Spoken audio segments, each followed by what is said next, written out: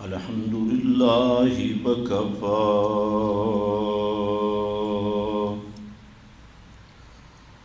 والصلاة والسلام على سيد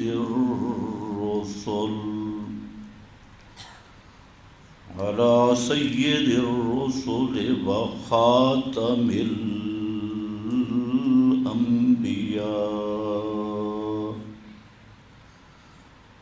أما بعد فأعوذ بالله من الشيطان الرجيم. بسم الله الرحمن الرحيم. وما أرسلناك إلا رحمة للعالمين.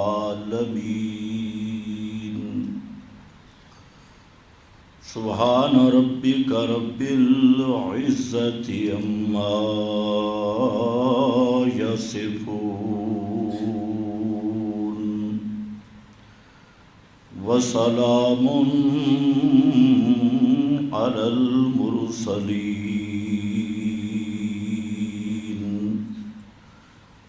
والحمد لله رب العالمين.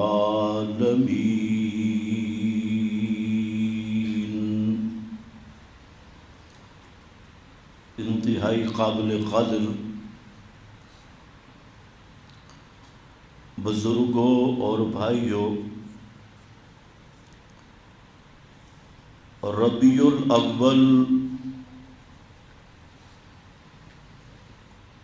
کی آمد پر کئی قسم کے مسالک اور مذاہب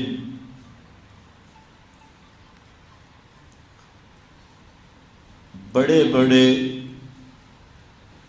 جلسوں کا انعقاد کرتے ہیں اور اپنے اپنے انداز میں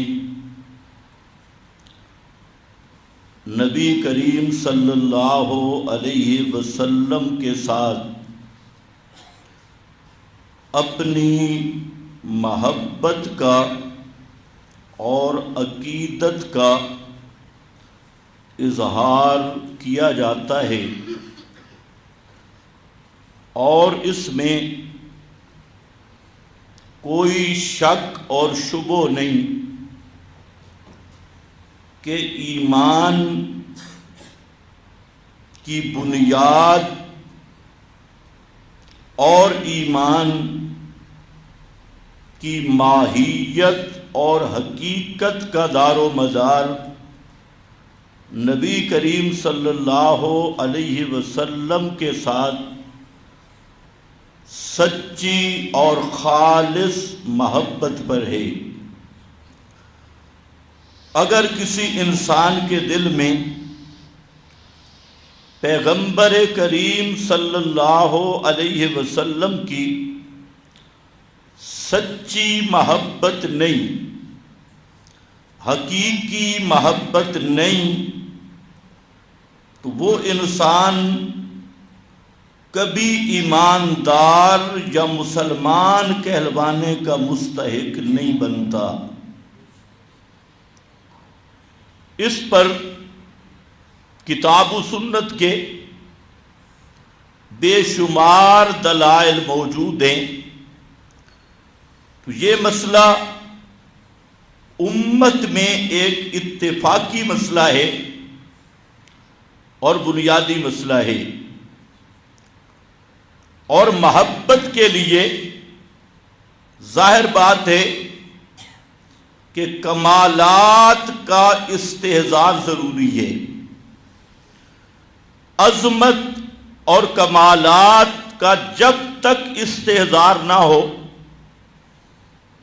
تو محبت کامل نہیں بنتی۔ تو اس لحاظ سے نبی کریم صلی اللہ علیہ وسلم کو اللہ رب العزت نے ابدیت کے سب کمالات عطا فرمائے. ابدیت کی ساری عظمتیں آپ صلی اللہ علیہ وسلم پر مکمل ہوئی اور آپ صلی اللہ علیہ وسلم افضل الخلق علی الاطلاق، پوری کائنات میں سب سے افضل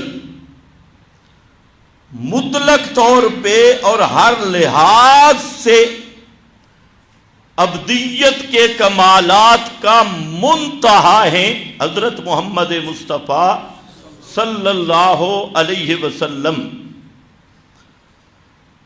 یہ ایک مستقل موضوع ہے جو انشاءاللہ آئندہ چل کے آ جائے گا. اور پھر اسی کے ساتھ محبت کا تقاضا ادب بھی ہے.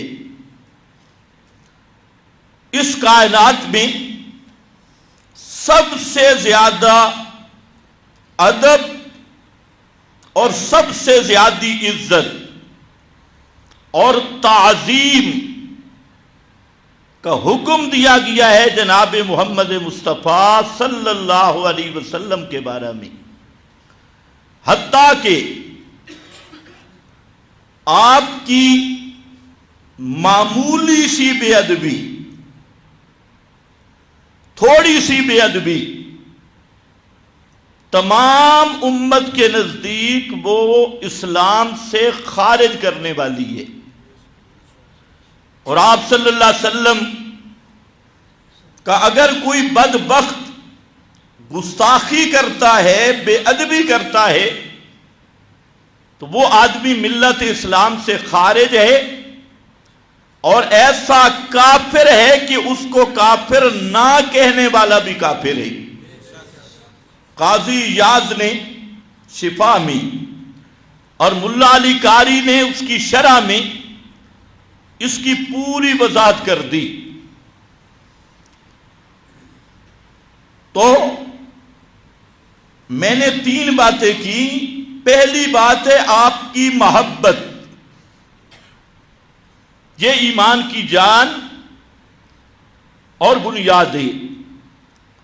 دوسری بات میں نے کی کہ محبت حقیقتاً تب پیدا ہوتی ہے کہ آپ کے کمالات کا استحضار ہو اور آپ کی عظمتوں کا استحضار ہو، اور آپ کی عظمت تمام کائنات سے بلند اور ابدیت کے تمام کمالات کی جامع.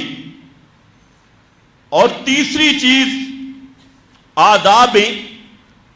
تو آپ صلی اللہ علیہ وسلم کے آداب کی قرآن پاک نے خود تعلیم دی ہے کہ پیغمبر کا ادب کس طرح کرنا ہے.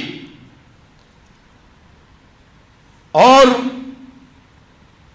اس محبت کی پہچان کیا ہوگی؟ پہچان کا معیار کیا ہوگا؟ صرف زبان تو منافق بھی کہتے تھے، بلکہ منافقین بڑھ چڑھ کے کہتے تھے کہ ہم آپ کے محب ہیں، آپ کے ساتھ محبت رکھتے ہیں. اور قادیانی سے پوچھو تو وہ بھی کہے گا کہ مجھے محبت رسول ہے. رافضی سے پوچھو وہ بھی کہے گا حب رسول. قبر پرست سے پوچھو وہ بھی کہے گا حب رسول. تو سوال یہ ہے کہ آپ صلی اللہ علیہ وسلم کی محبت کا اصل معیار کیا ہے اور پہچان کیا ہے؟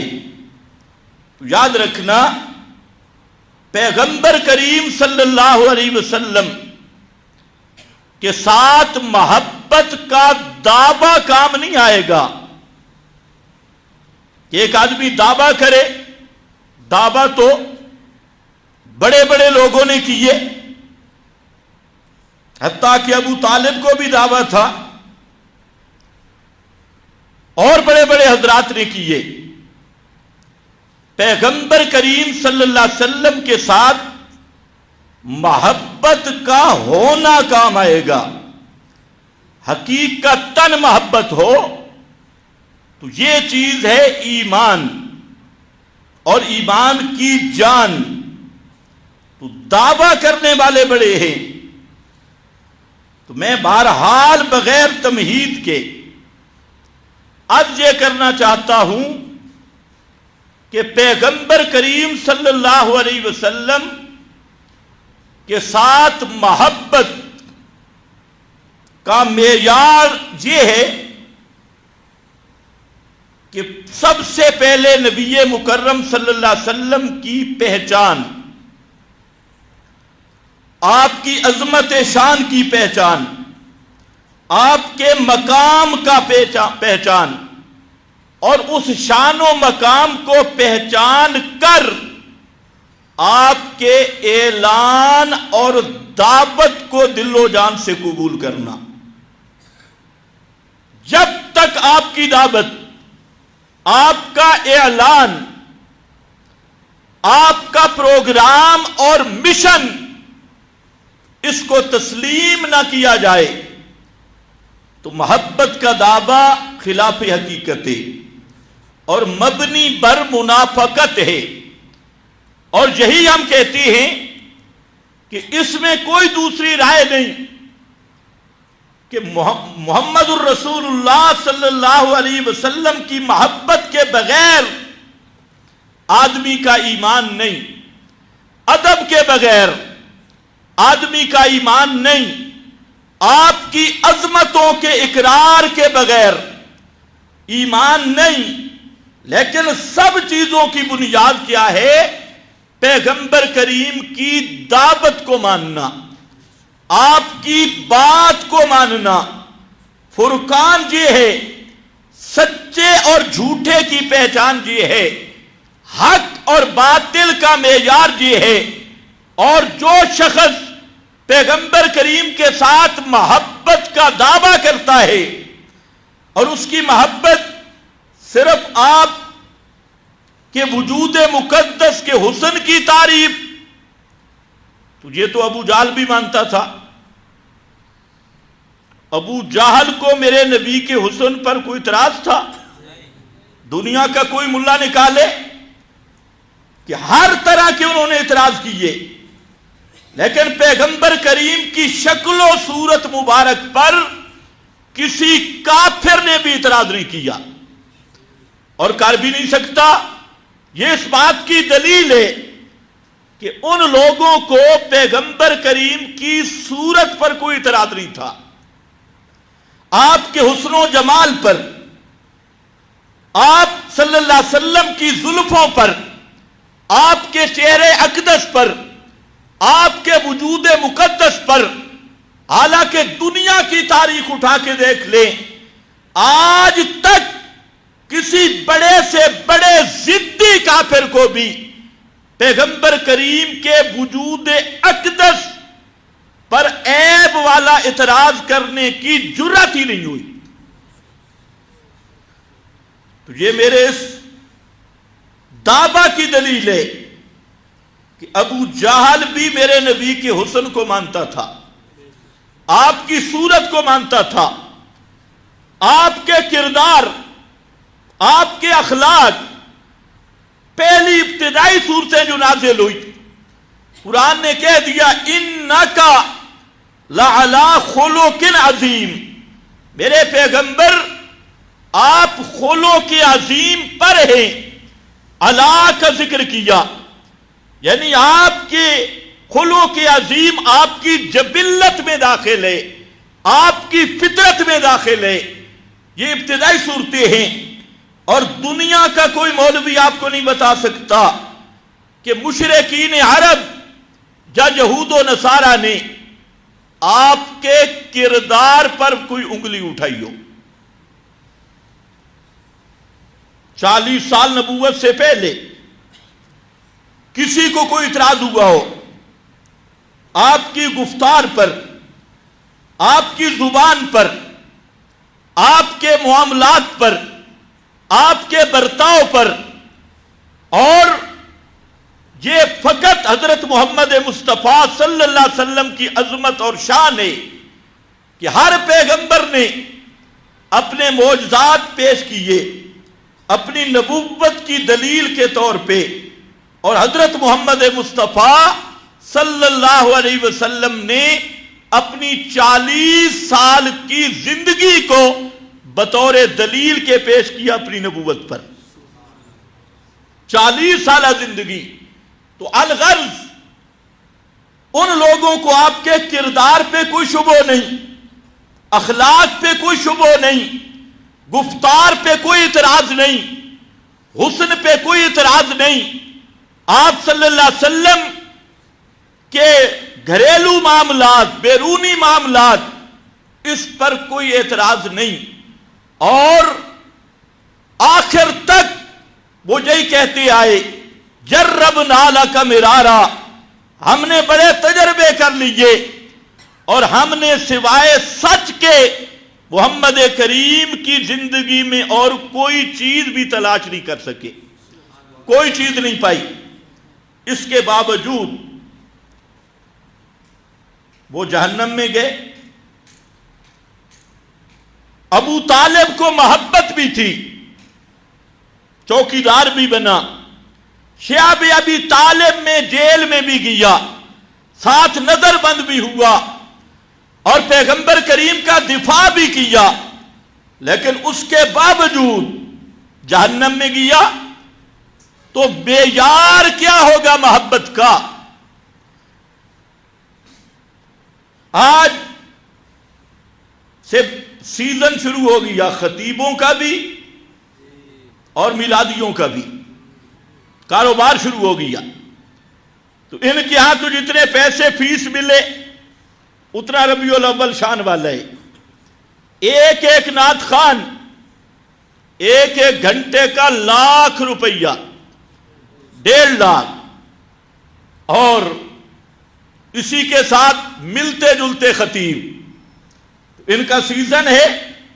لیکن سوال یہ ہے کہ محبت محمد مصطفیٰ صلی اللہ علیہ وسلم جس پر نجات ہوگی، اور جو محبت ایمان کی بنیاد ہے، وہ کیا ہے؟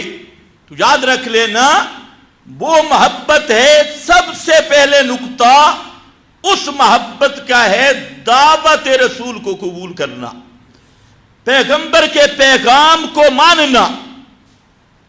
اگر پیغمبر کی دعوت قبول نہیں کی تو پھر محبت کے دعوے کاروبار ہیں، محبت کے دعوے نفاق پر مبنی ہیں، جو مرضی کر لے۔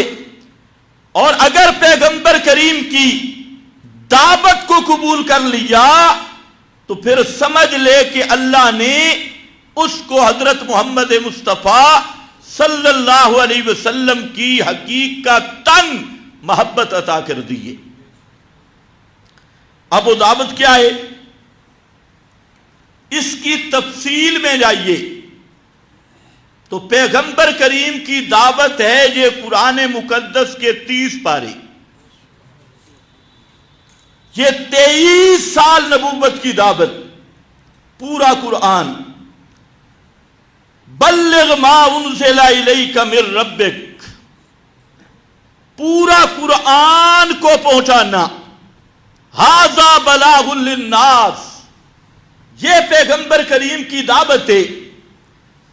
اور اس قرآن مقدس میں اللہ رب العزت نے آپ کی دعوت کو کئی طریقوں پہ بیان کیا،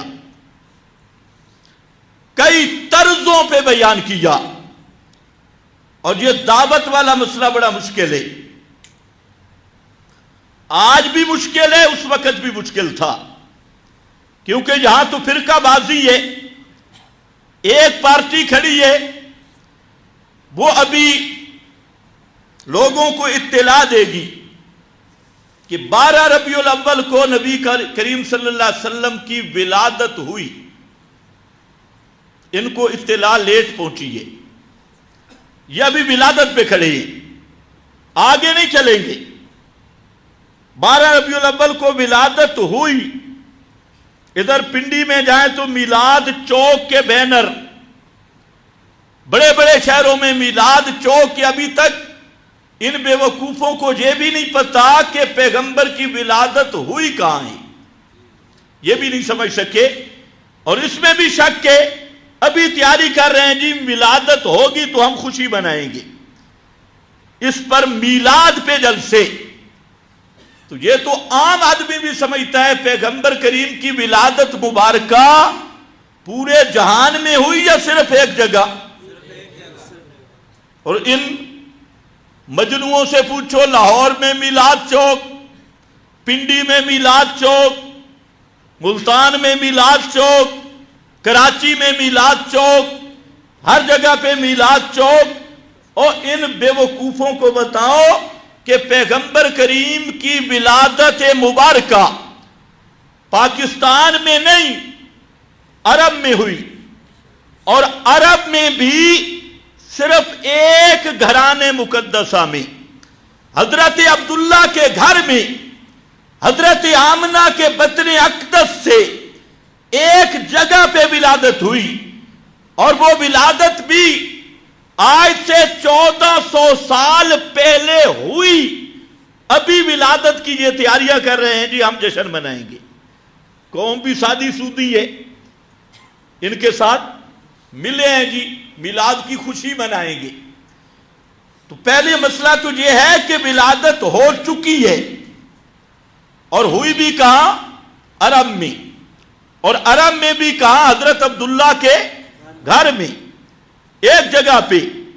تو ایک پارٹی کا پورا مذہب پورا سال بس محفل میلاد، اور محفل میلاد پھر مناتے زنانیاں، مرد، گانا بجانا، ڈھول، ناچ، ڈانسیں، اور چندے مانگے جا رہے ہیں، اور ہر جگہ پہ دیگیں اور غیر اللہ کے نام کی نظریں، نیازیں، یہ ایک دین کا انہوں نے عنوان دے دیا، اور سمجھ یہ رہے ہیں کہ ہم کامیاب ہیں کیونکہ یہی محبت رسول کا حق ادا ہو رہا ہے۔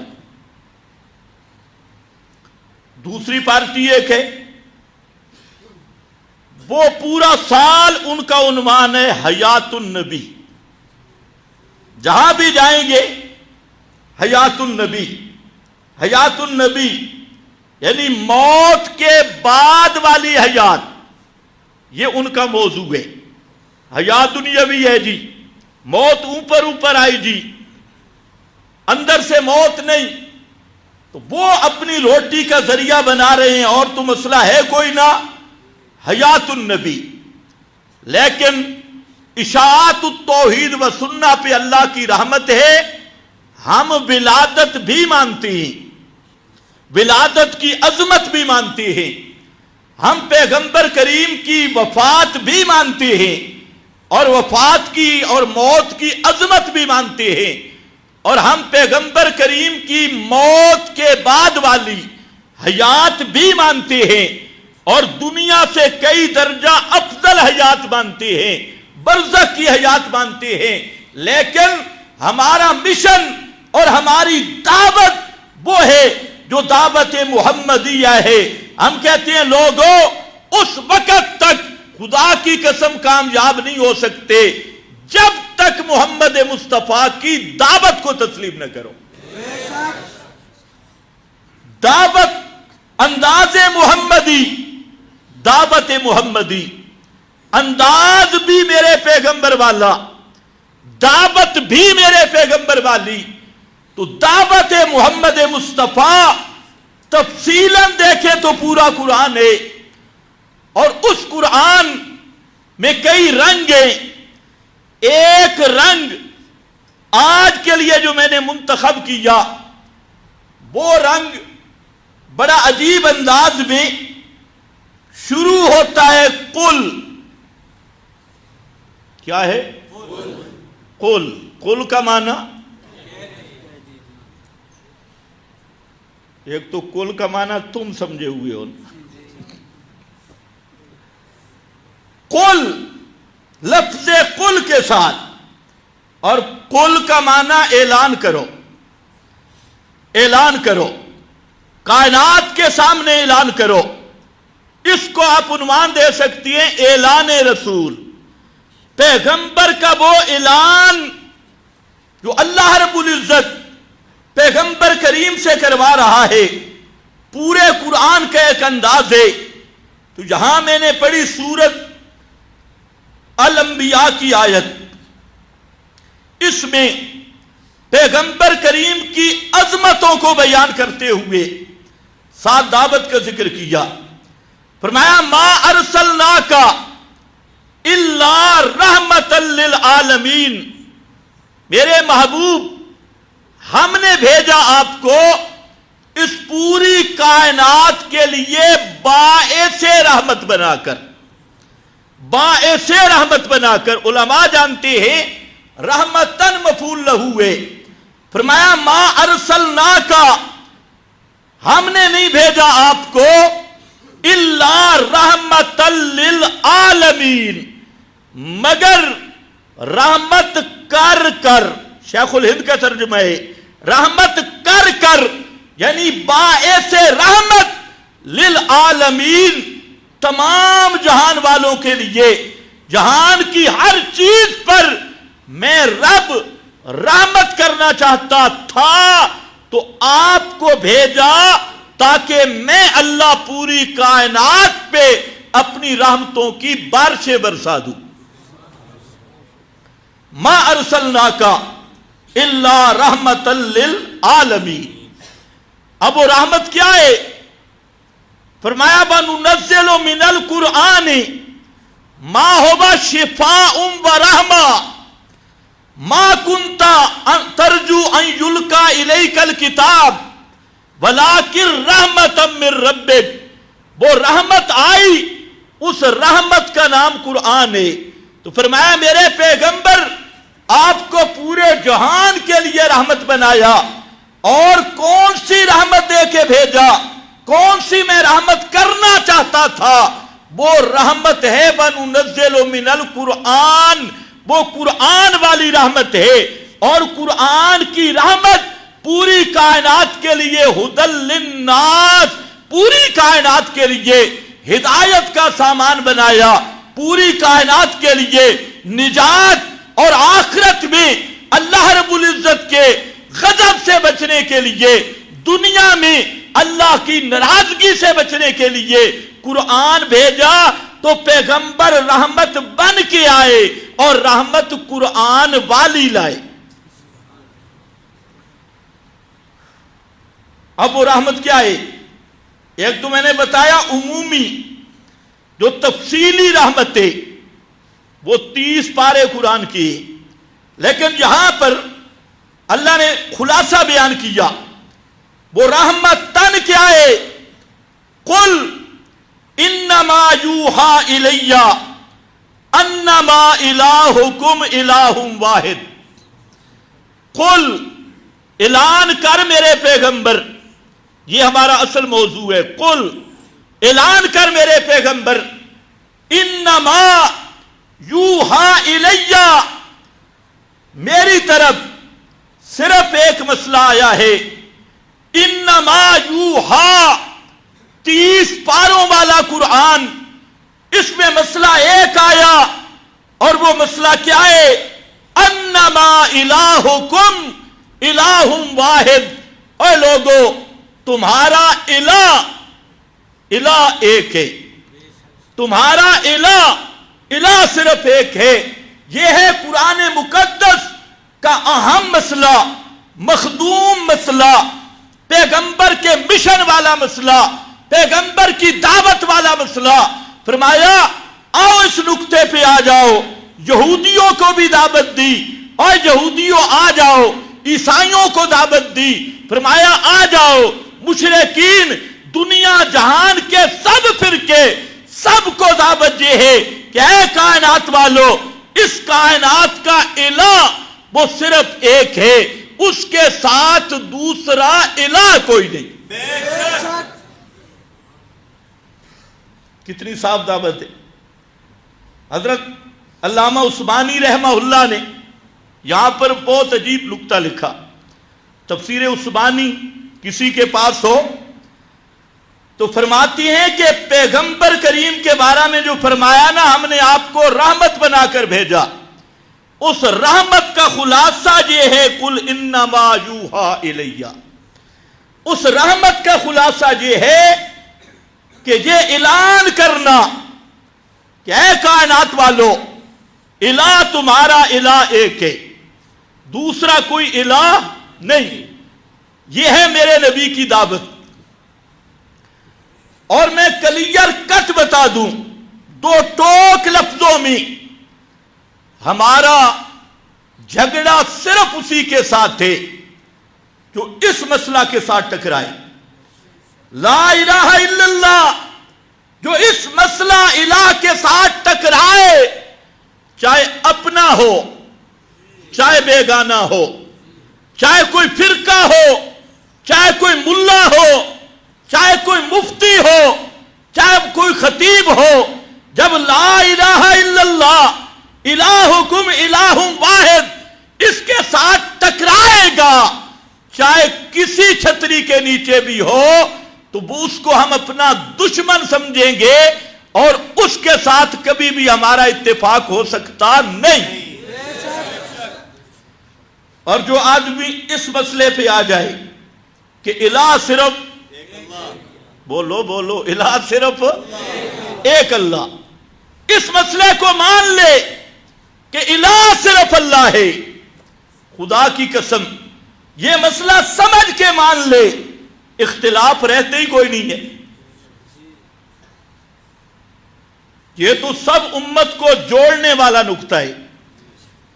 صرف یہ امت نہیں، ساری امتیں اس نقطہ پہ جمع ہو سکتی ہیں، اور یہی پیغمبر کریم کی دعوت بھی ہے اور نقطہ اتحاد بھی ہے. اور جب آج جتنے فرقے ہیں وہ اس لیے بنے کہ بنیادی طور پر انہوں نے الوہیت کا مقام نہیں سمجھا. مسئلہ الہ نہ سمجھنے کی وجہ سے امت میں انتشار آیا اور امت میں فساد آیا. اور یہ ڈنکے کی چوٹ پہ سن لو، ہمارے مد مقابل جتنے فرقے ہیں ان سب میں ایک بنیادی خرابی ہے، اور وہ یہ ہے یا تو مسئلہ الہ کی حقیقت نہیں سمجھتے یا مسئلہ الہ کے وفادار نہیں بنتے. مسئلہ الہ کے حقیقت نہ سمجھے وہ بھی باغی ہے، اور مسئلہ الہ کا حق ادا نہ کرے، اس کے ساتھ وفاداری نہ کرے، غداری کرے، وہ بھی باغی ہے، اور باغی کو کسی قانون میں بھی رعایت مل سکتی نہیں. اب یہ پیغمبر کریم کی دعوت پورے قرآن مقدس میں اللہ رب العزت نے کئی عنوانوں کے تحت اس کو بیان کیا، جیسے یہاں الہکم الہ واحد، اسی طریقہ سے دوسرے مقام پہ سورہ سبا ہے اور اس کی آیت نمبر 65 ہے، اس میں اللہ رب العزت نے فرمایا قل اعلان کر میرے پیغمبر انما انا منذر، بے شک میں منذر ڈرانے والا ہوں، آگاہ کرنے والا ہوں. کس بات سے؟ وما من الہ الا اللہ، میں یہ بات سے آگاہ کرنے آیا ہوں ما من الہ الا اللہ، اللہ کے سوا کوئی الہ نہیں. ما من الہ الا اللہ، یہ ہے دعوت. اور دعوت کس لفظ کے ساتھ؟ قل. کون سے؟ یار کل میں نے منتخب کیا ہے، یہ تو سب کو یاد ہے. آپ کے تو بڑے بڑے مولوی کل شریف پڑھتی ہیں. قل کہہ دیجئے انما انا منذر، میں آگاہ کرنے والا ہوں. اور آگاہ کس سے کیا؟ مسئلہ کیا ہے؟ مسئلہ ہے ما من الہ الا اللہ الواحد القہار. اللہ کے سوا الہ کوئی نہیں. اور اللہ کون ہے؟ الواحد. اللہ کون ہے؟ الواحد. وہ ذات میں واحد، وہ صفات میں واحد، وہ حقوق میں واحد، وہ افعال میں واحد.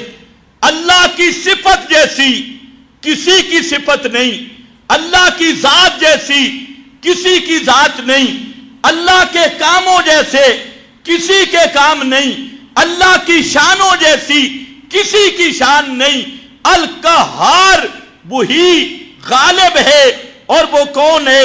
رب السماوات والارض، جو آسمان کی مخلوق کا بھی مشکل کشا، زمین کی مخلوق کا بھی مشکل کشا، وما بینہما، آسمان و زمین کے درمیان جو کچھ ہے اس پر بھی وہ مختار کل، اور اس پر بھی وہ رب اور پالنہار. العزیز الغفار، وہ غالب بھی ہے. العزیز سب پہ غالب، سب پہ بھاری، باقی سب اس کے مقابلہ میں کمزور اور محتاج ہیں. الغفار، اور وہی اللہ جو الہ ہے وہی گناہوں کو معاف کرنے والا ہے، دوسرا کوئی گناہوں کو معاف کرنے والا بھی نہیں. اسی طریقہ سے یہ پورا قرآن اسی دعوت کے ساتھ فرمایا قل، سورۃ الکہف پہ، اور آیت نمبر اس کی 110 سے، اس میں بھی لفظ کل کے ساتھ یہی مسئلہ بیان ہوا. اور یوحا الیہ انما الہکم الہ واحد، میری طرف بھی یہ آئی کہ لوگوں الہ تمہارا الہ واحد ایک ہے، الہ کوئی دوسرا نہیں. یہ 110 آیت ہے. سورۃ الانبیاء وہ بھی پیش کر چکا ہوں. اور وہ یہ آیت انما آگے ذکر کیا، فہل انتم مسلمون، کیا تم اس کو ماننے والے ہو اور اس پر ایمان رکھنے والے ہو. اسی طریقہ سے قرآن مقدس کا ایک لمبا مضمون چلا جس میں دعوت اور اعلان کیا گیا، جس کی بنیاد یہ ہے کہ کائنات والوں الہ صرف ایک ہے، اس کے سوا کوئی دوسرا الہ نہیں ہے. تو لفظ الہ میں سارا جھگڑا ہے. اور یہ بات بھی سمجھ لو، اکثر مولویوں کو الہ کا معنی بھی نہیں آتا. کسی سے پوچھ لو، اکثر مولوی بیچارے الہ کا معنی نہیں سمجھتے. اس لیے ان کو پیغمبر کی دعوت کا علم ہی نہیں کہ پیغمبر نے دعوت کیا دی. اب اسی کو کھولنا ہے. میں نے لفظ بولا کہ یہ جو مسئلہ ہے، مسئلہ الہ، کہ الہ صرف ایک اللہ ہے، دوسرا کوئی الہ نہیں. بھائی اتنے تک تو اتفاق ہے یا نہیں؟ ابھی تو الہ عربی بول رہا ہوں، یہاں تک تو مانو. یہ بھی مشرک بھی ضربے لگاتا ہے، کوئی ہو اور پہلے مانا پکا. حضرت شیخ القرآن فرماتے تھے اور قوم کو پہلے مانا دس. الہ کہتے کس کو ہے؟ اور ضربے پھر میں سکھاؤں گا ضرب لگتی کیسے ہے، لیکن پہلے مانا تو آئے. اب دیکھو قرآن سے مانا بتا رہا ہوں، قرآن نے خود بیان کیے. یہ سورۃ المائدہ ہے اور آیت نمبر 76 ہے. اس میں روح سخن نصارہ کے ساتھ تھے. حضرت عیسیٰ اور بی بی مریم کو الہ سمجھنے والے، ان کو خطاب ہے. اور ذرا غور کرنا، فرمایا قل، پھر لفظ کل آ گیا. یہ کل ہی چلے گا تاکہ کل کو سمجھ آئے.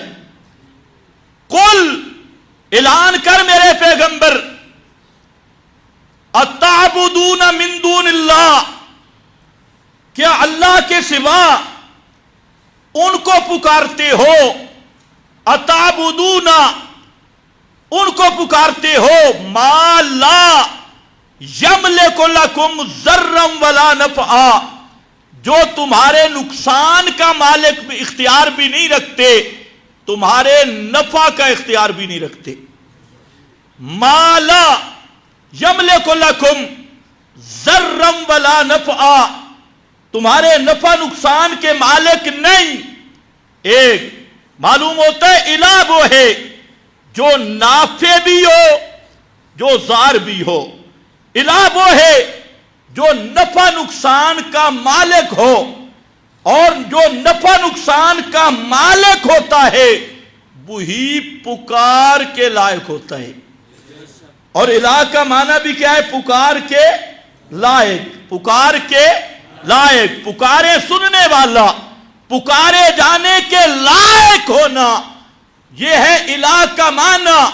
تو لا الہ الا اللہ، الہکم الہ واحد، مطلب کیا ہوگا؟ الہ کا معنی آپ کو مولوی سنائے گا جی معبود، لیکن معبود عربی ہے جو اردو ہے، عربی۔ اچھا پھر آسان کرے گا جی عبادت کے لائق، عبادت پھر عربی ہے، اس کو کہو عربی نہ بول، اپنی بولی میں بول۔ معبود عربی، عبادت عربی، پھر تھوڑی ترقی کرے گا جی بندگی کے لائق، بندگی کے لائق، تو بندگی فارسی۔ معبود معنی وہ بھی صحیح، لیکن سمجھ معبود اللہ کے سوا معبود کوئی نہیں، بالکل ٹھیک، لیکن معبود کا کیا معنی؟ اللہ کے سوا عبادت کے لائق کوئی نہیں، بالکل ٹھیک، لیکن عبادت کا کیا معنی؟ اللہ کے سوا بندگی کے لائق کوئی نہیں، بالکل درست، پر بندگی کا کیا معنی؟ توجہ ہے میری طرف؟ بس یہاں آ کر بریک۔ جی بزرگوں نے منع کیے اس باس میں نہ پڑھو، تو جس بزرگ نے الہ کا معنی سمجھنے سے منع کیا ہے وہ بزرگ اول نمبر کا شیطان ہے، پہلے نمبر کا ابلیس ہے، جس نے کہا ہے کہ الہ کا معنی نہ سمجھو۔ جب تک الہ کا معنی سمجھ نہیں آئے گا اس وقت تک مسلمان نہیں ہو سکتے، کیونکہ ایمان نام تصدیق کا ہے، پوچھو علماء سے، اور تصدیق تب ہوتی ہے کہ پہلے علم ہو۔ جب تک علم نہیں، جانتا نہیں، مانے گا کیسے؟ تصدیق کا معنی ماننا، اور ماننا تب جاتا ہے کہ پہلے جانے، تو جب جانا ہی نہیں تو مانے گا کیسے؟ تو اس لیے یہ ہے پیغمبر کی دعوت۔ چاہیے تو یہ تھا کہ ہر عالم یہ مسئلہ بیان کرتا، لیکن افسوس ہے ہر عالم، اکثر علماء اس مسئلے کے مد مقابل کھڑے، بیان کرنا تو دور کی بات، اس مسئلہ کا مقابلہ کرتے ہیں اور تحریف کرتے ہیں۔ تو یاد رکھ لو، تمام مفسرین نے ایک جملہ لکھا کہ عبادت کس چیز کا نام ہے؟ تین طریقے سے مسئلہ الہ کا معنی سمجھو مختصر۔ پہلا طریق یہ ہے، عبادت کا کیا معنی؟ تو کہتی ہیں عبادت غایت تذلل کو کہتی ہے، عاجزی اور انکساری کا آخری درجہ، اقصی غایت التذلل، عاجزی اور انکساری اور ذلت کا آخری درجہ، اس کا نام عبادت ہے۔ میں نے کہا بات سمجھ نہیں آئی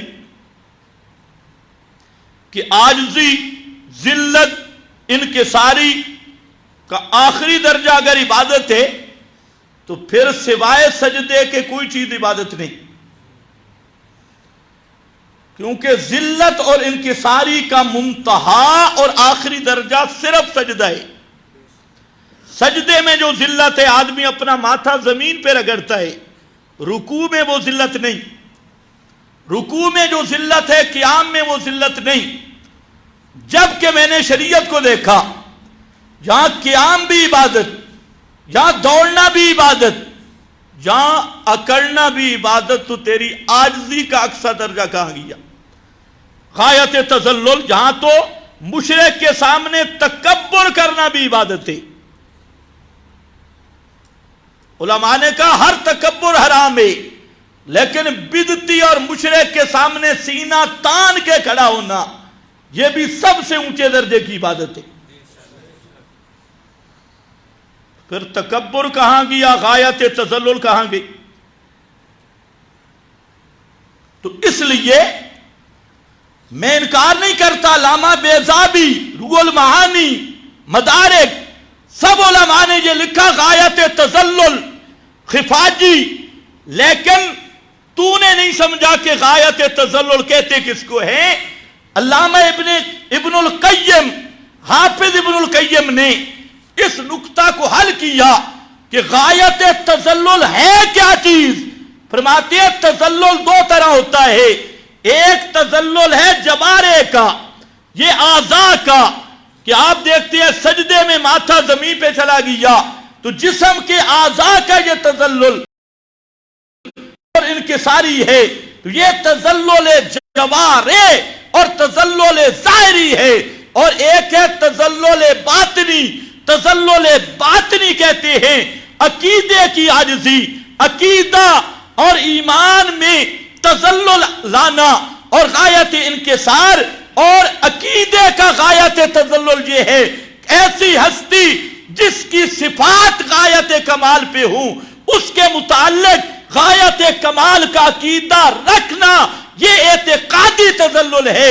اسی لیے حافظ نے کہا العبادت عبارت عن الاعتقاد، عبادت عبارت ہے عقیدے سے، عمل سے نہیں. عن الاعتقاد عقیدے سے عبارت ہے، اور العبادت عبارت عن الاعتقاد بأن للمعبود سلطة غیبیة يقدر بها على النفع وعلى الضرر فكل دعاء وثناء ونداء ينشأ من هذا الاعتقاد فهي العبادة. تو حاصل یہ ہے کسی ہستی کے متعلق یہ عقیدہ رکھنا کہ ما فوق الاسباب یہ ہستی مجھے نفع دے سکتی ہے، نقصان سے بچا سکتی ہے.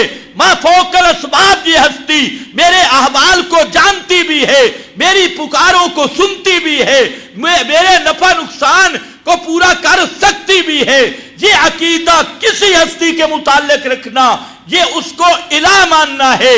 یہ پہلا معنی ہے، اسی کو معبود کہیں گے تو لا الہ الا اللہ کا معنی ہوگا، الہکم الہ واحد کا معنی ہوگا.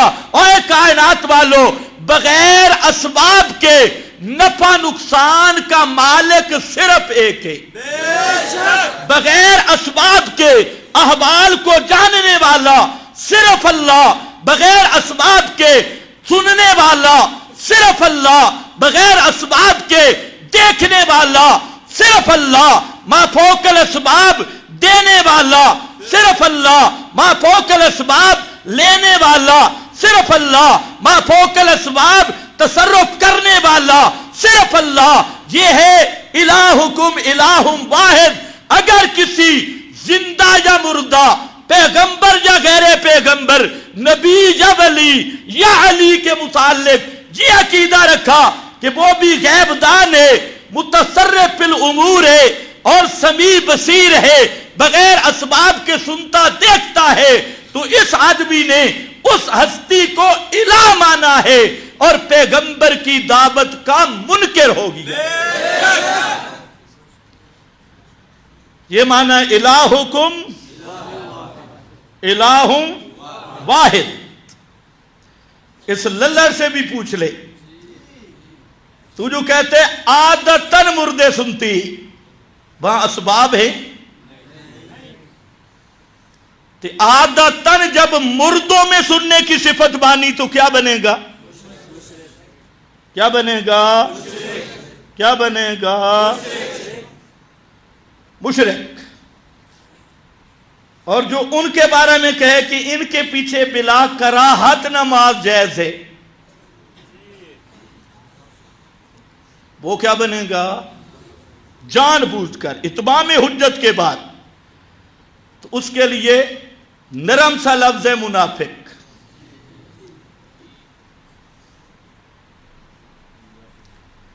کیوں؟ منافق وہی ہوتا ہے جو مشرک کی تائید کرے۔ منافق کون ہوتا ہے؟ جو مشرکوں کا خوشامدی ہو، اہل بدعت کی خوشامد کرے، وہ منافق ہے۔ جس کا اہل توحید کے ساتھ لڑائی، اہل بدعت کے ساتھ پیار ہو، وہ کون ہوتا ہے؟ اونچے بولو شابش، کون ہوتا ہے؟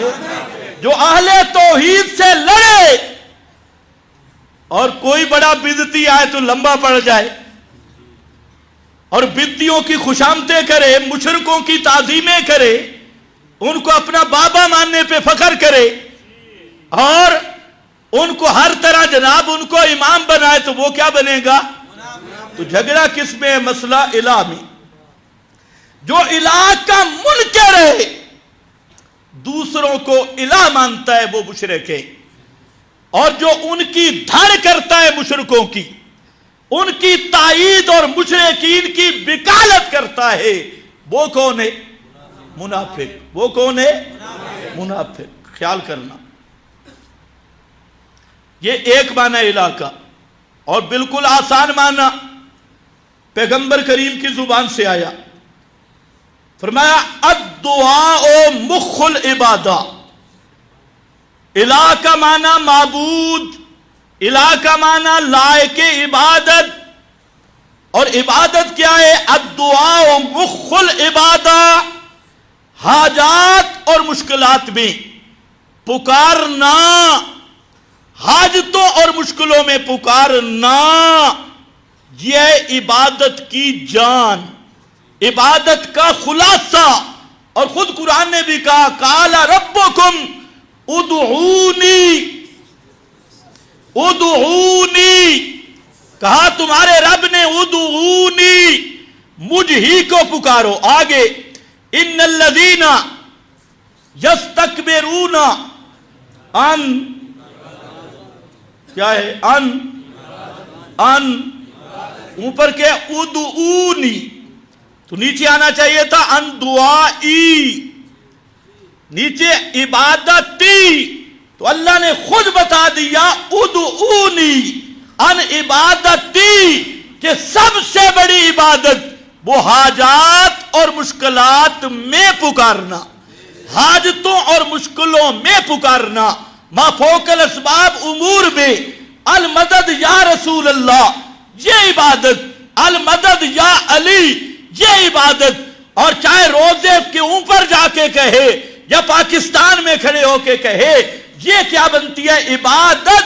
ادعونی ان عبادتی۔ اور اس آیت کی تفسیر میں پیر کرم شاہ الازہری اور شیعہ تمام مفسرین نے، بریلوی مفسرین نے، سب نے وہ حدیث لکھی الدعاء مخ العبادہ، کہ ساری عبادت کا خلاصہ حاجتوں میں پکارنا ہے۔ تو سمجھو الہکم الہ واحد کا معنی یہ ہوگا، اے کائنات والو تھوڑی سد سور پکار دے لائق او صرف ایک کے، سد سور پکار دے سداں تے سوراں دے لائق۔ یہ ہمارے حضرت مولانا حسین علی نے اپنی زبان میں معنی کیا، سد سور دے لائق، سد سور پکار دے لائق ہونا یہ رب کا خاصہ ہے۔ تو یہ ہے پیغمبر کی دعوت۔ اب اسی کو ذرا دیکھنا، قل، اور تیسرا معنی بھی چلو سن لو، عبادت کا تیسرا معنی طاعت حقیقی۔ تو لا الہ الا اللہ کا معنی ہوگا کہ لا حاکم الا اللہ، اللہ کے سوا کوئی حاکم حقیقی نہیں۔ حاکم حقیقی ان الحکم الا للہ، وہ صرف اللہ ہے، اور اللہ کے قانون کے مقابل کسی قانون کو ماننا یہ طاغوت کی عبادت ہے۔ کس کی عبادت ہے؟ کیونکہ مقنن کون ہے؟ حاکم حقیقی کون ہے؟ لا تشریع بلا تحریما بلا تحلیلا الا للہ. شاہ ولی اللہ محدث دہلوی کی عبارت ہے لا تشریع بلا تحلیلا بلا تحریما الا للہ.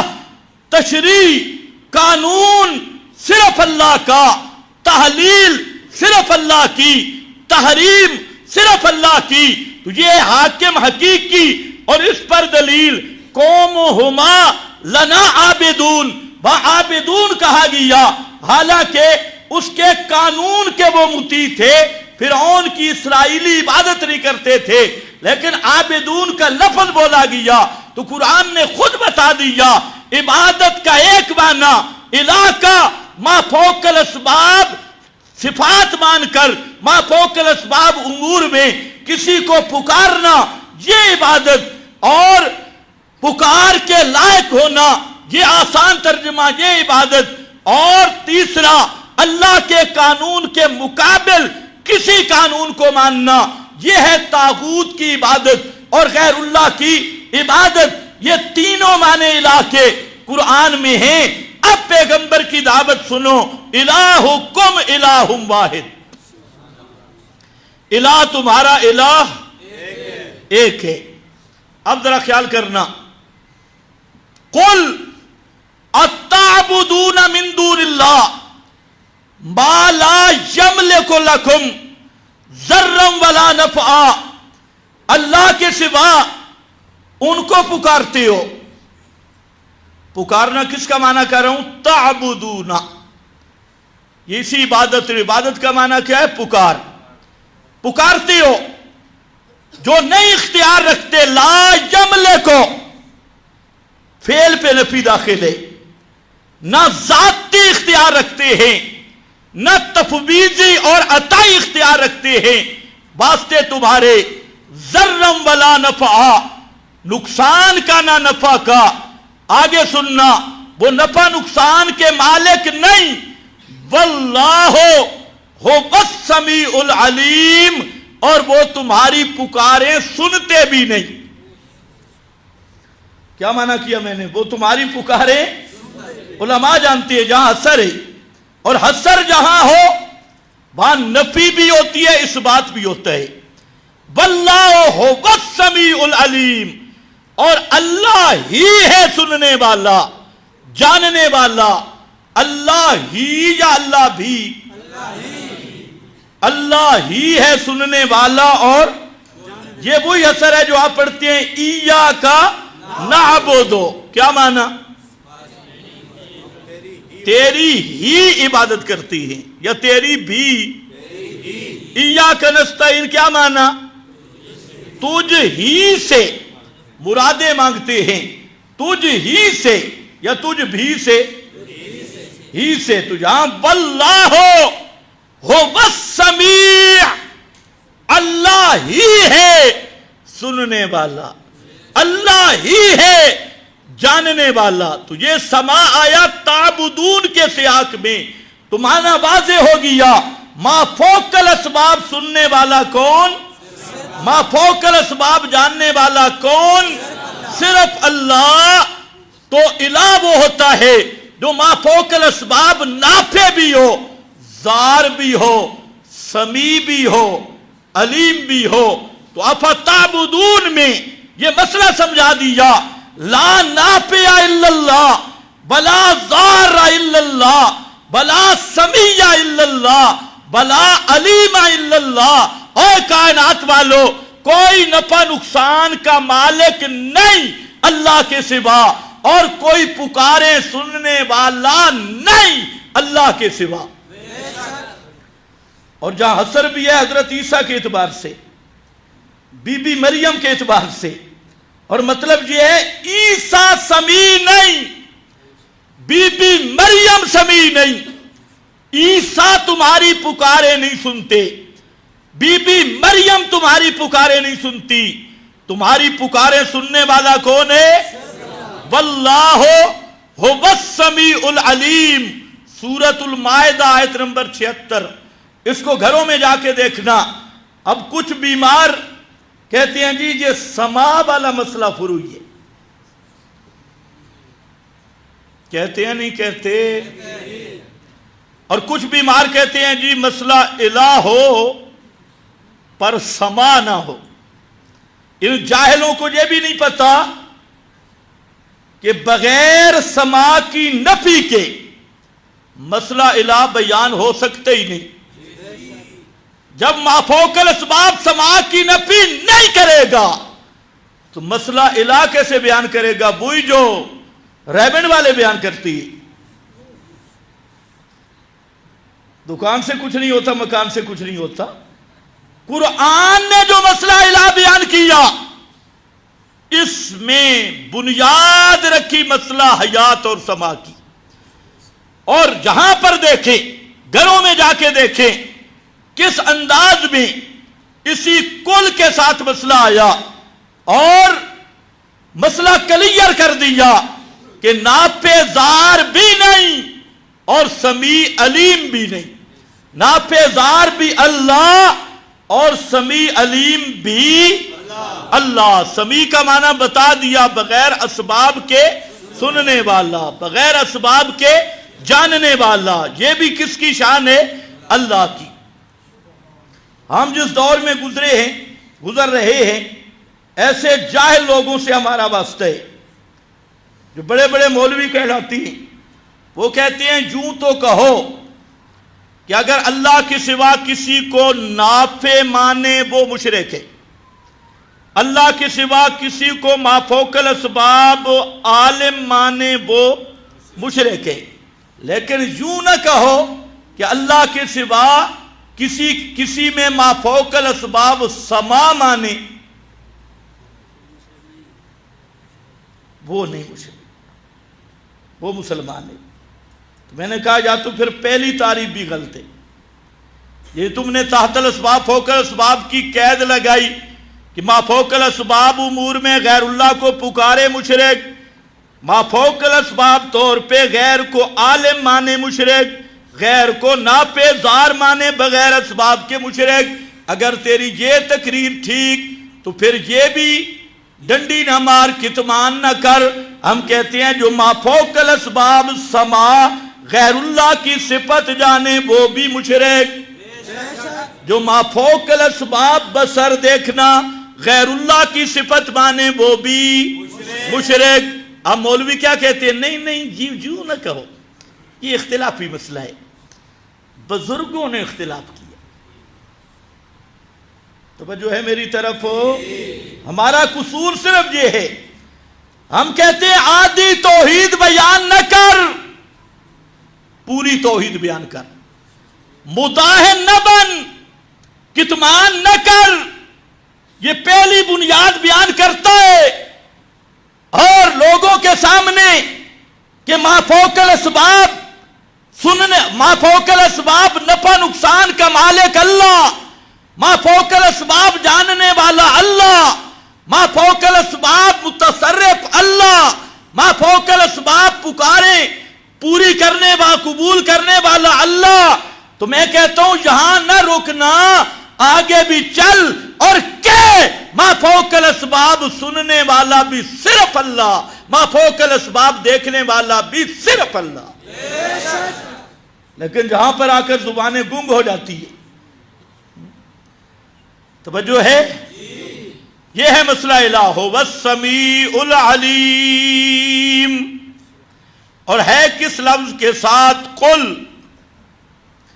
قل اعلان کر میرے پیغمبر، اتعبدون من دون اللہ ما لا یملک لکم ضرا ولا نفعا واللہ هو السمیع العلیم. اللہ ہی ہے سننے والا، ما فوق الاسباب جاننے والا. یہ صرف اللہ ہے. تو الہ بھی کون ہے؟ صرف اللہ ہے.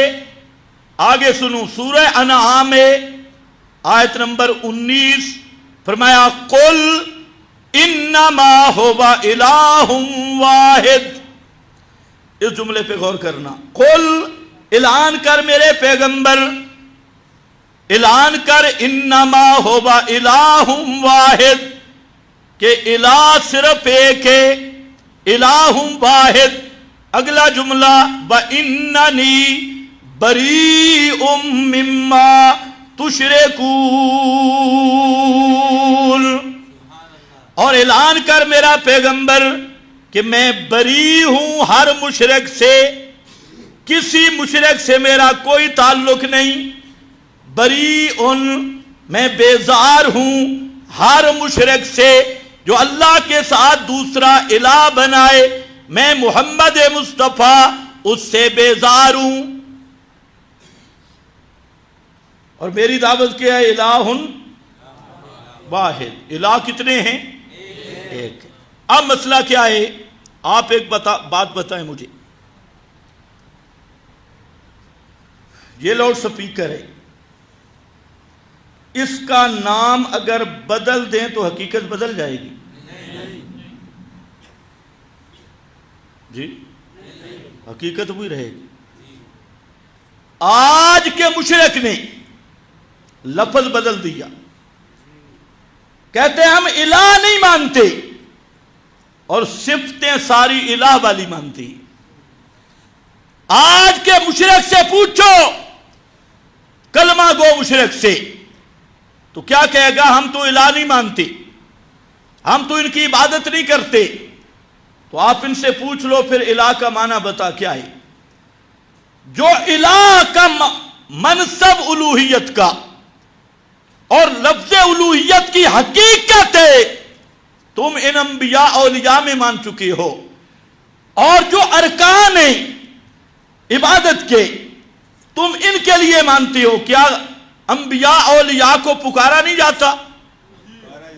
تو پھر الہ کا کیا معنی ہے؟ ان کے نام کی نظر نیاز نہیں دی جاتی، پھر عبادت کا کیا معنی ہے؟ تو لفظ بدلنے سے حقیقت نہیں بدلتی، جتنا مرضی تم تعبیلیں کر لو، جب تک الوہیت کی حقیقت غیر اللہ میں کسی تعبیل سے بھی مانو گے، اس وقت تک مشرک رہو گے، اس وقت تک توحید نصیب نہیں ہو سکتی۔ صرف الفاظ کے چکر، تعبیلوں سے تو کچھ نہیں ہوگا۔ شرک کا نام عشق رکھ لے، قربت رکھ لے، تو حقیقت بدل جائے گی؟ قطعاً نہیں، یہ ایک دھوکہ ہے۔ اب سنو اس کی مزید تشریح اسی لفظ کل کے ساتھ، فرمایا قل من ینجیکم من ظلمات البر والبحر، او مشرکو، قل اعلان کر میرے پیغمبر ان مشرکوں کے سامنے، من ینجیکم، کون ہے وہ جو نجات دیتا ہے تم کو، من ظلمات البر والبحر، سمندر اور خشکی کی مشکلات میں، کبھی جنگلوں میں پھنس جاتے ہو، کبھی دریاؤں میں پھنس جاتے ہو، کبھی خشکی پہ، کبھی سمندر پہ، وہ کون ہستی ہے جو تمہیں ان مشکلات سے نجات دیتا ہے؟ تدعونہ تضرعا وخفیا، ہر طرف سے مایوس ہو کر اسی کو پکارتے ہو، تضرعون، تدعونا، تضرعا وخفیا، گڑ گڑا کر، آرزویں کر کے، عاجزیاں کر کے، وخفیا، لئن انجانا من هذه لنکونن من الشاکرین۔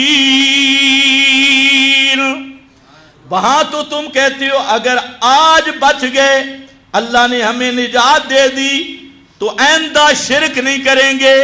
شاکر کا معنی مواحد، آئندہ پکے توحید پہ رہیں گے۔ آج ہمیں سمجھ آ گئی، تو فرمایا قل، بیان کر میرا پیغمبر، اللہ ینجیکم منہا، اللہ ہی ہے اور کوئی نہیں جو خشکی اور تری کی مصیبتوں میں تمہیں نکالتا ہے، وَمِن كُلِّ كَرْبٍ، اور ہر شدت سے، ہر مصیبت اور ہر دکھ سے، مِن كُلِّ كَرْبٍ ثُمَّ أَنْتُمْ تشرکون، پھر تم اللہ کے شریک بناتی ہو۔ جب جپیڑا چڑھتا ہے، مشکلات میں پھنس جاتے ہو، تو اس وقت پکارتے بھی اللہ کو ہو، اور تمہاری مشکلیں حل بھی کون کرتا ہے؟ اللہ۔ اور تم وعدہ کرتے ہو پھر شرک نہیں کریں گے، لیکن جب اس مصیبت سے نکل جاتے ہو پھر شرک کرنا شروع کر دیتے ہو۔ تو یہ قرآن پاک سورۃ الانعام آیت نمبر 85 ہے، اس میں یہ پورا مضمون ذکر کیا اور کائنات کو بتایا کہ سمندری مصیبتیں ہوں، خشکی میں مصیبتیں ہوں، بیماریاں ہوں، اولاد مال کی مصیبتیں ہوں، سب کرب اور مصیبتوں اور دکھ درد میں مشکل کشا، حاجت روا، یہ سارے دکھڑے ٹالنے والا وہ صرف اللہ ہے، اللہ کے سوا اور کوئی نہیں۔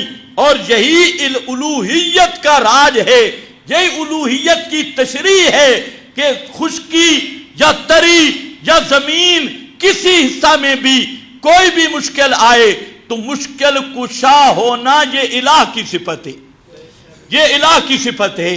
کیوں؟ اس لیے کہ جاننے والا بھی اللہ اور سننے والا بھی اللہ۔ اور قل سنو، قل لا یعلم من فی السماوات والارض الغیب الا اللہ۔ اعلان کر میرا پیغمبر، یہ ہے مشن محمد مصطفیٰ، اس پہ آ تو پھر میں دیکھوں۔ اس سے لوگوں کو روکنے کے لیے کیا جی، بازار سجا دو تے جھنڈیاں لگا دو، حلوے کھاؤ تے بخشے جاؤ،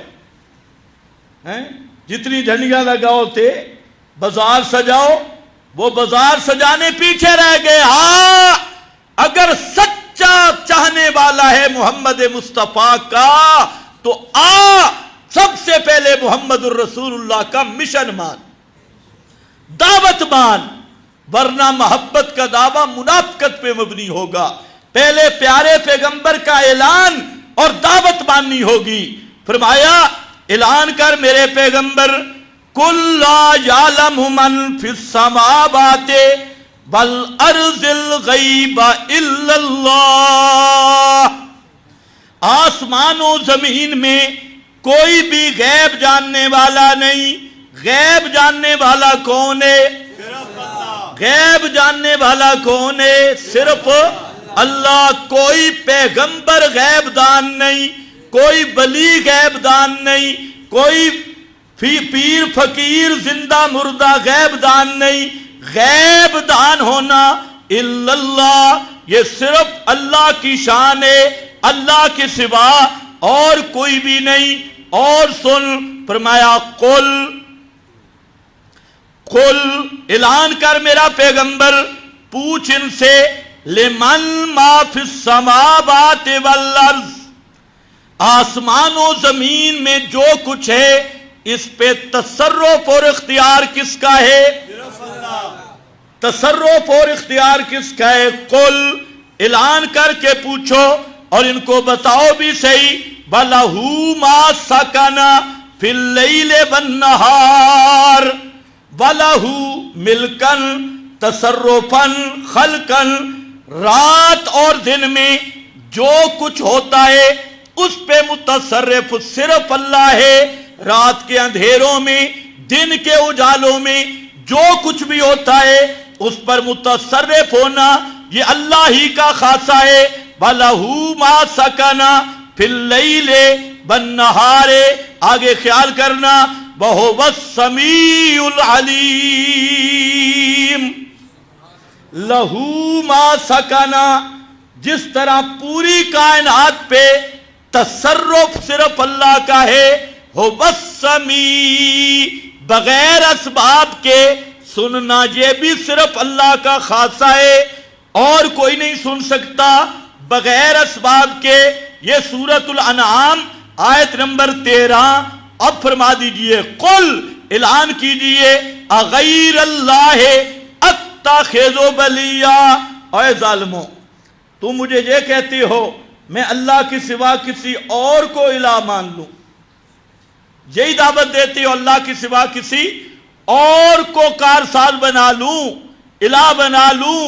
ذرا میرے الہ کی شان تو سنو، والا ہو ما سکنا، جو کچھ رات میں، دن میں، آسمان میں، زمین میں، کائنات میں، اوپر نیچے تحت سرا تک جو کوئی چیز موجود ہے اس پر متصرف ہونا یہ صرف میرے الہ کا خاصہ ہے، الہ کا تصرف ہے۔ اور وہ الہ کون ہے؟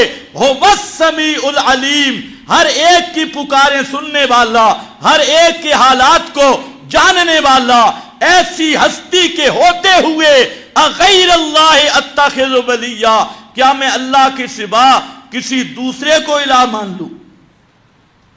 یہ بھی ہے کیا؟ کل کیا ہے؟ کل فاطر السماوات والارض، فاطر السماوات والارض، وہ اللہ جو آسمان و زمین کو پیدا کرنے والا، وَهُوَ يُطْعِمُ وَلَا يُطْعَمُ، اور وہ سب کو کھلاتا ہے اور خود کھانے سے پاک ہے۔ سب کو کھلاتا ہے، خود کھانے سے جو کھانا کھاتا ہو مشکل کشا نہیں ہوتا۔ حضرت عیسیٰ بی بی مریم کی الوہیت کی نفی پہ دلیل کیا دی؟ کانا یاکلان، دونوں کھانا کھاتے تھے۔ جو کھانا کھائے، حلوہ کھائے، چاول کھائے، روٹے کھائے، کوئی چیز کھائے، وہ حاجت روا نہیں، مشکل کشا نہیں۔ الہ وہ ہے جو کھانے سے پاک ہے اور سب کو کھلاتا ہے۔ وَهُوَ يُطْعِمُ وَلَا يُطْعَمُ قُلْ إِنِّي أُمِرْتُ أَنْ أَكُونَ أَوَّلَ مَنْ أَسْلَمَ وَلَا تَكُونَنَّ مِنَ الْمُشْرِكِينَ، مجھے حکم ہوا میں منقاد رہوں اول نمبر پہ ماننے والا اور مشرکوں سے نہ ہونا، وَلَا تَكُونَنَّ مِنَ الْمُشْرِكِينَ۔ آگے پھر اسی کے تحت آیا وَإِن يَمْسَسْكَ اللَّهُ بِضُرٍّ فَلَا كَاشِفَ لَهُ إِلَّا هُوَ، اگر اللہ تجھے کوئی تکلیف دے، لا کاشف لہ، کوئی اس کو کھولنے والا نہیں۔ وَإِن يَمْسَسْكَ بِخَيْرٍ فَهُوَ عَلَى كُلِّ شَيْءٍ قَدِيرٌ،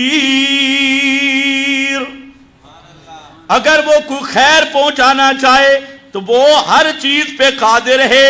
یہ آیت نمبر 18 سورہ الانعام، یہ ہے قل، اعلان کر میرے پیغمبر۔ تو میں عرض یہ کر رہا تھا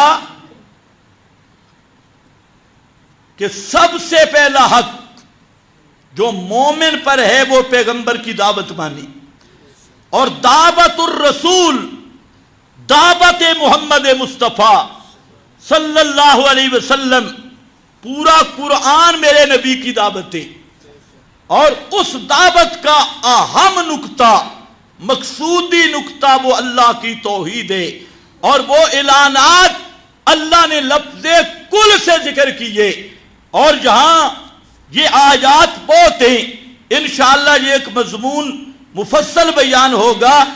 آج اس کی بنیاد رکھی گئی کہ پیغمبر کریم صلی اللہ علیہ وسلم سے اللہ نے قرآن مقدس میں جو اعلانات کروائے ہیں، جو مشن بیان کروایا ہے، جو ہدف بیان کروایا ہے، جب تک اس ہدف، اس مشن پہ عقیدہ نہیں ہوگا تو کوئی عمل بھی کام نہیں آئے گا، کوئی عمل بھی کام، کوئی عمل بھی، کوئی نیک عمل بھی۔ کون سا؟ بدعت نیک نہیں ہوتی، کوئی نیک عمل بھی کام، نماز، روزے، حج، زکاتیں بھی کام نہیں آئیں گی جب تک پیغمبر کی دعوت اور مشن کو نہیں مانے گا، تو تجھے تو نیک اعمال کی توفیق بھی نہیں۔ مسجد میں آنا بھاری ہے، مزار پہ حاضری آسان ہے۔ شیطان کے کرتوت دیکھو، نماز 5 وقت نہیں پڑھے گا، 12 ربیع الاول کے جلوس میں شریک ہوگا، یعنی ہر بدعت پہ عمل ہے اور عمل صالح کی توفیق ہی نہیں. اور یہ یاد رکھو جس کا سینہ توحید سے خالی ہو اس سینے میں کبھی محبت محمد مصطفیٰ آ ہی نہیں سکتی.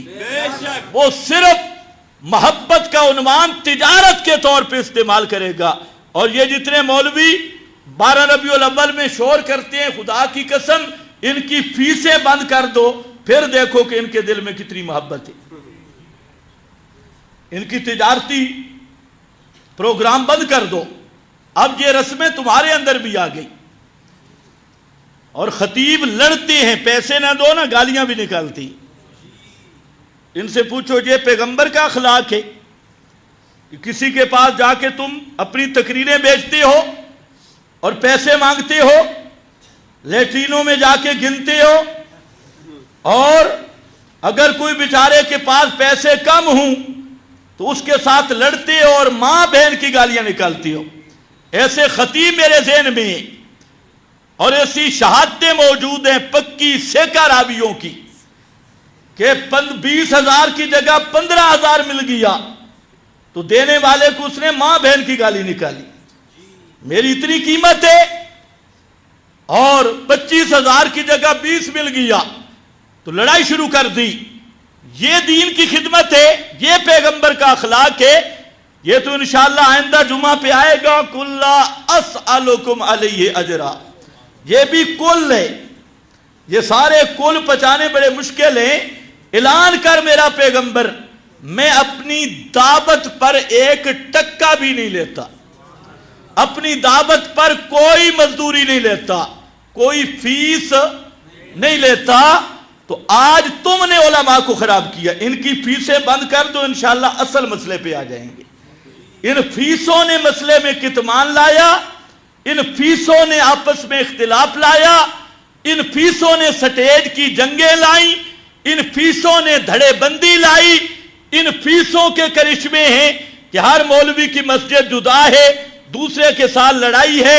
اگر دین کی خدمت مفت میں کرنی پڑ جائے فیسیں شیسوں پہ پابندی لگا دو.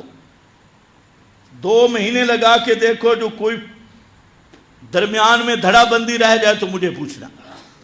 یہ سارا جھگڑا اسے فیس کہے اور اسی سٹیج کہے.